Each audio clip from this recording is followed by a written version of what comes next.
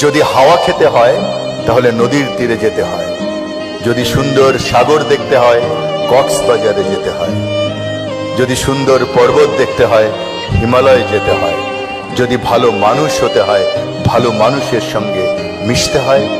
আমি যদি একবার ভেঙে পড়ি আমার গোটা ফ্যামিলি অস্তিত্বহীন হয়ে পড়ে, কারণ এখন আর আমি নিজের জন্য বাঁচি না, আমি বাঁচি আমার ফ্যামিলির সুখের জন্য।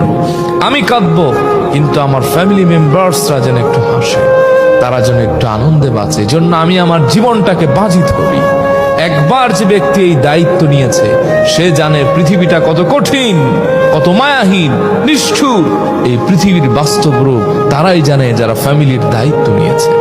আমি যদি একবার ভেঙে পড়ি আমার গোটা ফ্যামিলি অস্তিত্বহীন হয়ে পড়ে, কারণ এখন আর আমি নিজের জন্য বাঁচি না, আমি বাঁচি আমার ফ্যামিলির সুখের জন্য। আমি কাঁদবো কিন্তু আমার ফ্যামিলি মেম্বার্সরা যেন একটু হাসে, তারা যেন একটু আনন্দে বাঁচে, জন্য আমি আমার জীবনটাকে বাজি ধরি।